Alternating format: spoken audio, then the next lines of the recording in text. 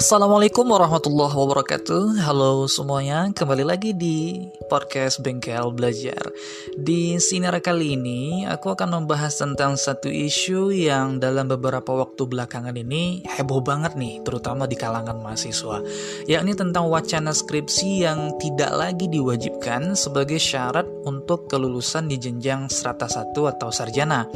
Nah, beberapa mahasiswa yang aku kenal itu mengucapkan syukur dan sukacita sambil membuat screenshot berita tentang isu itu dari media-media online, kemudian mereka tampilkan di story WhatsApp maupun di Instagram mereka.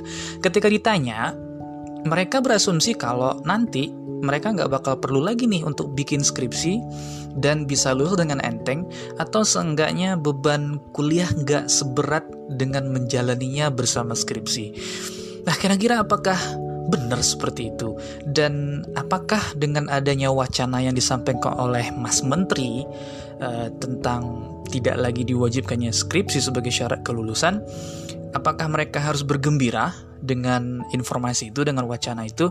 Nah, yuk mari kita bahas.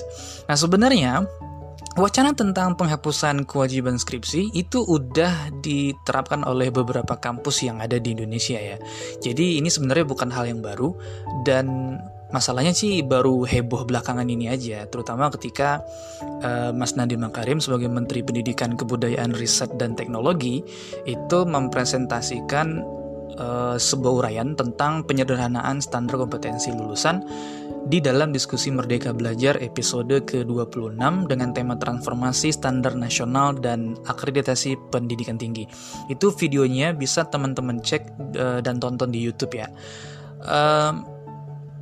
Tapi ada beberapa hal yang mesti kita pahami soal uraian Mas Menteri nih tentang penghapusan kewajiban untuk mengerjakan skripsi, biar nantinya kita nggak dipatahin harapan atau ekspektasi sendiri tentang itu. Karena setelah aku tonton videonya dan aku baca peraturan Menteri nomor 53 tahun 2023 tentang hal itu nggak seperti yang diasumsikan oleh teman-teman mahasiswa nih. Bukan berarti otomatis kuliah kalian bakal jauh lebih gampang atau skripsinya itu benar-benar nggak ada sama sekali. Karena asumsi yang aku lihat, mahasiswa ngerasa kalau peraturan menteri itu yang disampaikan oleh Mas Nadiem Makarim itu justru membuat skripsi itu nggak bakal ada lagi. Nah, ini dia aku harus bahas sih, biar kita tuh nggak dipatahin ekspektasi seperti yang aku sampaikan tadi. Nah, hal pertama yang mesti diketahui oleh mahasiswa adalah bahwa mahasiswa tidak lagi wajib bikin skripsi itu bukan berarti kamu sudah pasti tidak akan menyusun skripsi lagi sebagai kewajiban tugas akhir. Jadi, kalau kita perhatikan peraturan Menteri nomor 53 tahun 2023 tentang itu, skripsi masih ada, namun sebagai pilihan di antara berbagai bentuk tugas akhir yang tersedia. Kan selain skripsi, itu ada prototype, kemudian project, dan tugas-tugas lain yang bisa dikerjakan secara individu maupun berkelompok yang dianggap setara untuk menggantikan skripsi sebagai tugas akhir ya. Nah, peraturan Menteri Pendidikan, Kebudayaan, Riset, dan Teknologi nomor 53 tahun 2023 tentang penjaminan mutu pendidikan tinggi tersebut itu hanya membuat skripsi tidak lagi menjadi satu-satunya syarat untuk lulus dari perguruan tinggi. Ya, itu hanya membuat skripsi tidak lagi menjadi satu-satunya syarat untuk lulus dari perguruan tinggi. Artinya, ada pilihan tugas akhir lain yang bisa dikerjakan untuk lulus nih dari pendidikan tinggi kita.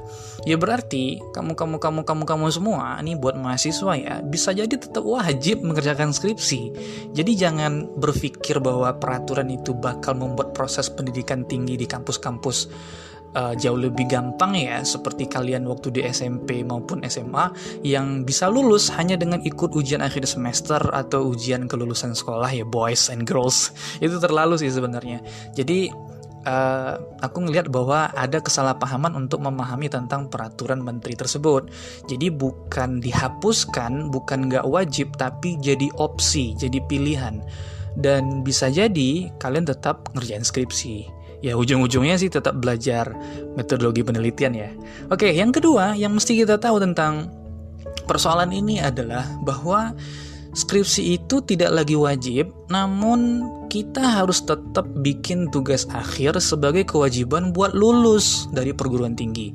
Dan ini intinya, bobot yang menjadi tugas akhir opsi lain itu tentu harus setara dengan kualitasnya dengan skripsi. Bobotnya lebih kurang sama ya. Aku bicara, mungkin bobot itu bisa dalam artian kualitas, dalam artian tingkat efeknya, kemudian unjuk kerjanya ya. Jadi kalau di peraturan menteri itu kan ada pilihan prototype dan project ya kalau kita lihat.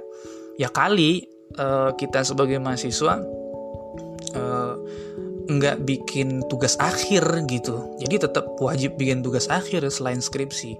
Nah terus apakah tugas akhir yang prototype dan project itu yang sebagai pilihan itu di antara skripsi tersebut itu kualitasnya bakal membuat kita bakal jauh lebih mudah nih? Tentu aja enggak dong. Ya kali kalian sebagai mahasiswa di program studi pendidikan misalnya cuma karena bikin media pembelajaran permainan ular tangga untuk kuis evaluasi pembelajaran, iya dianggap lulus karena hanya bikin permainan seperti itu. Ya nggak sesederhana itu juga kali coy. Jadi prototype dan projectnya itu ya nggak mungkin sesederhana itu juga. Masa iya sih orang bisa lulus hanya dengan itu gitu? Standarnya terlalu rendah gitu.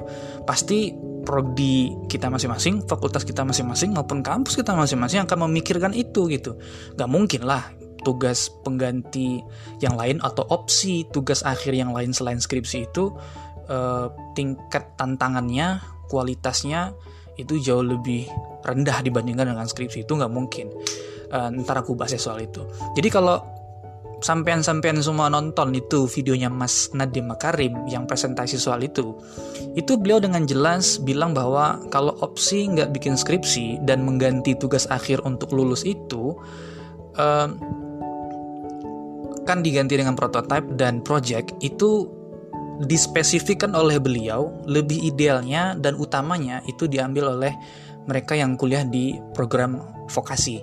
Ini misalnya kayak yang kuliah di broadcasting atau penyiaran, terus pariwisata, administrasi negara atau perkantoran, dan lain-lain juga. Termasuk bagi mereka yang kuliah di program studi atau fakultas yang unjuk kompetensi teknis ya, seperti mahasiswa di bidang agrotek, teknik mesin, teknik sipil, terus teknik informatika, dan yang semisal dengan itu.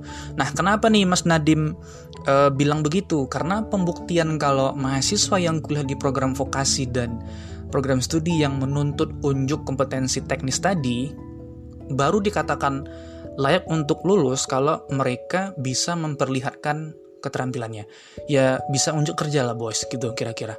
Nah dari beberapa teman-teman di kampus lain, teman-temanku ya maksudnya, mereka cerita ada yang dioper ke daerah pedesaan terpencil untuk membantu pembangunan saluran irigasi. Ada yang kuliah di hukum misalnya, itu ditugaskan menjadi pendamping korban kasus ya mafia agraria ya, konflik lahan. Dan ada juga yang bikin program kesehatan yang impactnya gede banget buat suatu kecamatan gitu. Nah itu bentuk-bentuk project lain yang jadi proyeksi kita, jadi gambaran kita untuk melihat itu loh bentuk project lain yang tingkatnya itu setara dengan untuk pengganti skripsi gitu. Jadi buat kalian yang kuliah di program studi pendidikan misalnya kayak keguruan gitu. Nah, coba dipikir deh, kira-kira prototype apa dan project apa yang setara dengan skripsi kalau seandainya kalian memilih untuk tidak bikin skripsi? Ya, nggak mungkin kan cuma kuis-kuis untuk evaluasi pembelajaran dengan aplikasi online gratis di internet atau asistensi mengajar yang cuma 1 bulan 10 hari, ya kali itu semua setara dengan skripsi. Nggak mungkin lah. Nah artinya kalaupun kalian boleh nih nggak ngerjain skripsi, tugas yang harus dikerjakan itu pun lewat prototype atau project lain ya juga bakal sebanding tantangannya dengan bikin skripsi, bahkan bisa jadi lebih besar. Intinya nggak ada yang mudah ya adik-adikku sayang, kuliah itu tetap berat ya. Sebagai gambaran kita bisa lihat beberapa kampus yang udah nggak mewajibkan lagi skripsi tapi ngasih opsi lain nih buat tugas akhir. Itu misalnya di kampus Universitas Muhammadiyah Malang yang mereka nggak lagi mewujudkan skripsi, tapi sebagai gantinya mahasiswa itu boleh mempublikasikan jurnal ilmiah yang taraf nasional terakreditasi Sinta. Dan itu grade-nya ditentukan grade 2 atau 3. Jadi kalau lu upload jurnal cuma di Sinta 4 dan ya di luar grade 2 atau 3, itu nggak laku gitu. Atau menerbitkan jurnal di internasional bereputasi terindeks Scopus atau Web of Science. Nah, ini artinya kan ya tantangannya sama dengan bikin skripsi sih. Sulit juga kan buat bisa nembus mempublikasikan jurnal ilmiah di Sinta dengan grade sekian gitu, atau juga di yang terindeks Scopus ya. Kemudian kita juga bisa lihat nih di Universitas Negeri Malang, khususnya di jurusan sastra Indonesia ya, yang skripsi mereka bisa diganti kalau mahasiswanya bisa bikin artikel penelitian dan itu dipublikasikan di jurnal bereputasi. Atau mereka juga bisa bikin produk seperti menulis novel, bikin film, dan karya sastra lain yang bisa diterbitkan oleh penerbit bereputasi. Artinya ya sama sih dengan skripsi ya, challenge-nya, sulitnya gitu. Kita bikin produk gitu. Dan produk itu bukan cuma sekedar bikin, tapi dia bisa disalurkan gitu. Kalau di Universitas Negeri Jogja, di UNI ya, itu mahasiswa boleh nggak bikin skripsi kalau bisa mengikuti kegiatan yang mengharumkan nama kampus di tingkat nasional.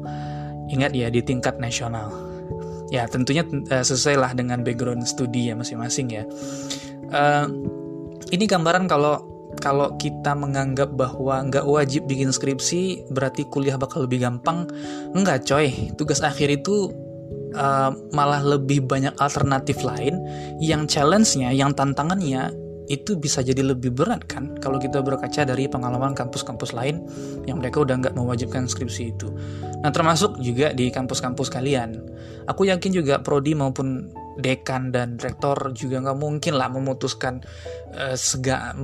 tugas akhir itu boleh yang gampang-gampang gitu. Kalau begitu mah mending nggak usah kuliah kali ya, ikut kursus doang gitu.